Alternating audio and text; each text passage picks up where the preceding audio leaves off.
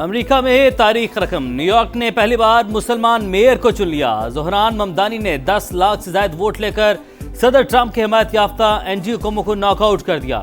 20 لاکھ سے زائد ووٹروں نے حق رائے دہی استعمال کیا۔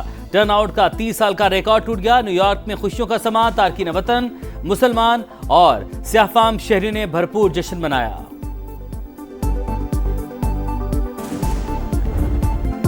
ٹرمپ سن لے، نیو یارک تارکین وطن کا شہر ہے اور رہے گا، وہی شہر کو چلائیں گے۔ زہران ممدانی کی میئر منتخب ہونے کے بعد وکٹری سپیچ، بولے موروثی سیاست کا خاتمہ کر دیا۔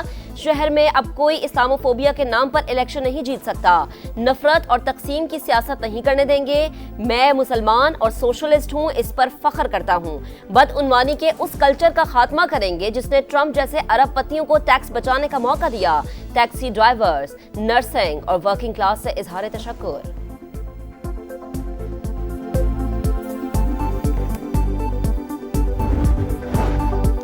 شٹ ڈاؤن شکست کی بنیادی وجہ خود میدان میں نہیں تھا، اس لیے ریپبلکن ہار گئے۔ صدر ٹرمپ نے نیو یارک میں ہزیمت کی وجوہات بتا دی۔ ریپبلکن پارٹی سے انتخابی اصلاحات کے لیے اقدامات کا مطالبہ، ڈونلڈ ٹرمپ کی پارٹی پہلے ہی انتخابی امتحان میں ناکام۔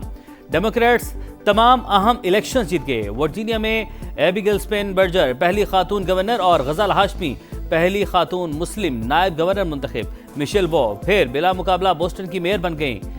انتخابی نتائج نے اگلے سال شیڈول مڈ ٹرم انتخابات میں ریپبلکن پارٹی کے لیے خطرے کی گھنٹی بجا دی۔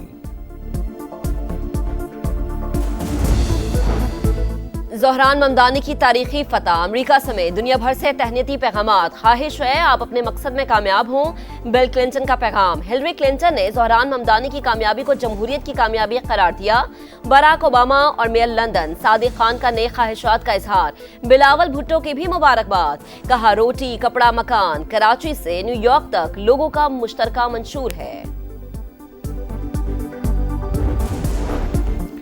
نمبر گیم پوری ہونے کا دعویٰ، حکومت کا 27ویں آئینی ترمیم آئندہ ہفتے قومی اسمبلی سے منظور کروانے کا فیصلہ۔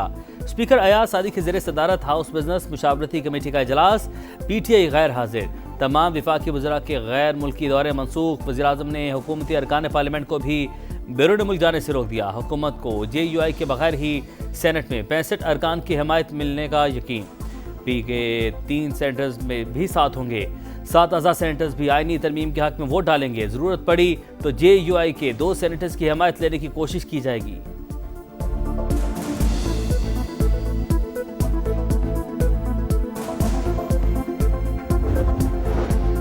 ستائیسویں ترمیم وفاق کے لیے خطرہ، کچھ لوگوں کے لیے پاکستان کی سالمیت کو خطرے میں نہ ڈالا جائے، عدلیہ کو مزید داؤ پر نہ لگائیں۔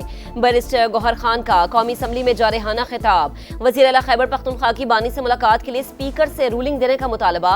پی ٹی آئی پارلیمانی پارٹی کے اجلاس میں بھی صورتحال پر مشاورت۔ وزیر اعلیٰ خیبر پختونخوا سہیل آفریدی نے 27ویں آئینی ترمیم کی مخالفت کر دی، کہا صوبائی خود مختاری پر حملہ برداشت نہیں کریں گے۔ تحریک تحفظ آئین پاکستان نے مجوزہ 27ویں آئینی ترمیم کو نظام کے لیے زہر قاتل قرار دیا۔ راستہ روکنے کا اعلان، قومی کانفرنس بلانے کا فیصلہ۔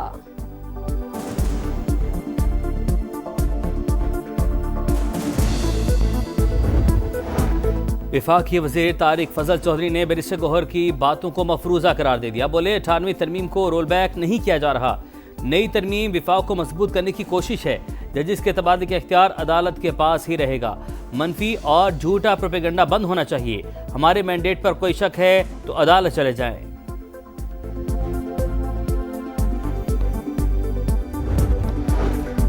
سینیٹر فیصل واجہ کی مولانا فضل الرحمان سے ملاقات، 27ویں آئینی ترمیم پر مشاورت۔ فیصل واجہ کہتے ہیں مولانا 27ویں ترمیم کا جائزہ لیں گے، حکومت بھی رابطہ کرے گی۔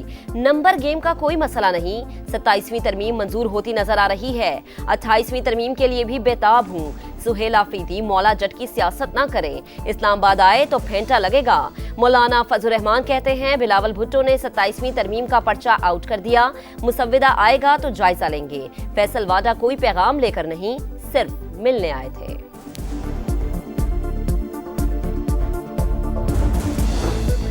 27ویں ترمیم میں حکومت کا ساتھ دینا ہے یا نہیں، فیصلہ سی ای سی اجلاس میں مشاورت سے ہوگا۔ شرجیل میمن کہتے ہیں ضرورت کے تحت ہی آئین میں تبدیلی ہوتی ہے، وہ فیصلہ کریں گے جو عوام کے حق میں ہوگا۔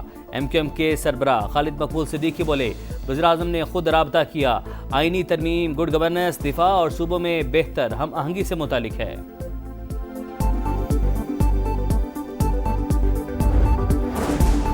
قطر کو پاکستان اور اس کی کامیابیوں پر فخر ہے، امید ہے پاکستان اور افغانستان موجودہ مسائل حل کر لیں گے۔ امیر قطر کی صدر مملکت سے گفتگو، پاک سعودی عرب دفاعی معاہدے کو خوش آئند اور بروقت قرار دیا، آئندہ سال کے اوائل میں دورہ پاکستان کی دعوت قبول کر لی۔ دونوں رہنماؤں کا برادرانہ تعلقات کو مزید مضبوط بنانے کا عزم۔ صدر مملکت اور چین کے نائب صدر کی بھی ملاقات، علاقائی اور عالمی فورمز پر قریبی تعاون جاری رکھنے پر اتفاق۔ صدر زرداری نے کہا چین سے دوستی خارجہ پالیسی کا بنیادی ستون، سی پیک کا دوسرا مرحلہ نئے دور میں داخل ہو چکا۔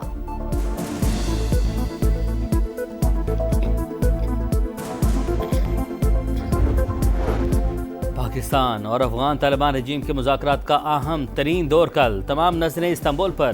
قومی سلامتی کے مشیر کی شرکت متوقع، افغان سرزمین سے دہشت گردی کا خاتمہ واضح ایجنڈا، مطالبات میں کوئی نرمی نہیں ہوگی۔ پاکستان کا کابل کو دو ٹوک پیغام، دہشت گرد گروہوں کے خلاف عملی اور قابل تصدیق اقدامات پر زور، طالبان ضمانت دیں گے تو ہی بات چیت میں پیش رفت ہوگی، وزیر دفاع خواجہ آصف نے بتا دیا۔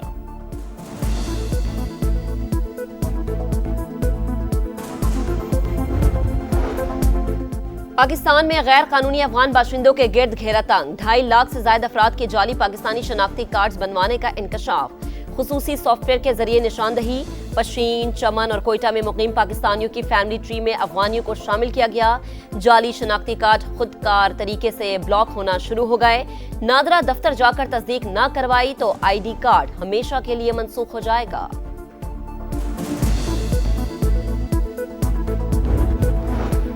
وزیر اعلیٰ پنجاب مریم نواز کی سربراہی میں کابینہ اجلاس، کالعدم تنظیم TLP پر پابندی کی توثیق، انسداد انتہا پسندی مرکز کے بورڈ آف گورننس کی تشکیل کی منظوری، گندم پالیسی کے تحت شعبے کو مارکیٹ ماڈل میں منتقل کرنے کا معاملہ مؤخر، الیکٹرو بس کے کرایے میں اضافے کی تجویز مسترد، لاہور تا راولپنڈی ہائی سپیڈ ریل کے لیے MOU اور air Punjab private limited company کے قیام کی منظوری۔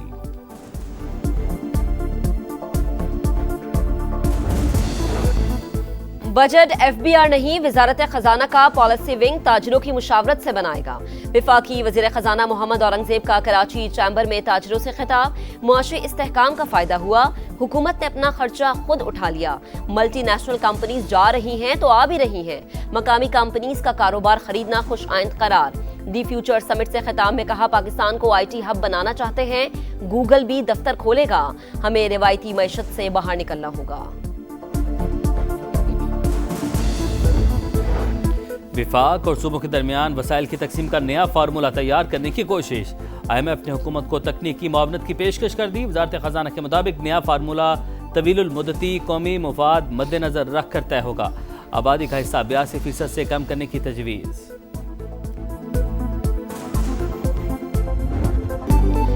تبدیلی کراچی سے شروع ہوئی، نیو یارک تک جا پہنچی، وزیر اعلیٰ سندھ مراد علی شاہ کہتے ہیں نیو یارک نے مسلمان میئر کو چنا، کراچی کے لوگوں نے بھی نوجوان میئر کا انتخاب کیا، ہمیں بھی زہران ممدانی کی طرح سخت مقابلے کا سامنا تھا۔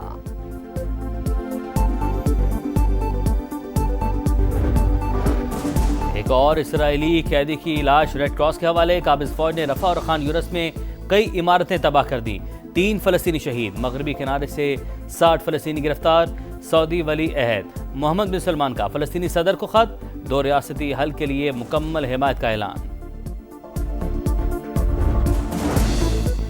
پاکستان سمیت دنیا بھر میں سپر مون کا نظارہ، چاند 9.7% بڑا اور 16% زیادہ روشن ہو گیا، رواں سال دوسری مرتبہ سپر مون دیکھا گیا، اگلے سپر مون کا نظارہ دسمبر میں کیا جا سکے گا۔ ملک کے بالائی علاقوں میں برفباری، موسم کی سختی بڑھنے لگی، استور، وادی نیلم، ناران اور کاغان سمیت کئی علاقوں میں چاندی کی برسات، کئی علاقوں میں لینڈ سلائیڈنگ سے مشکلات۔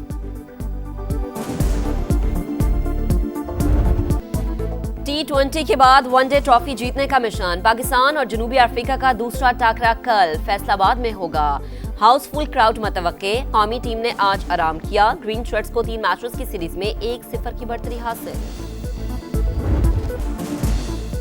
اور دفاعی چیمپئن PSG کے سفر کو جھٹکا، یویفا چیمپئنز لیگ میں بائرن میونخ نے 2-1 سے ہرا دیا، انگلش کلب لیورپول نے ریال میڈرڈ کو 1-0 سے شکست دی۔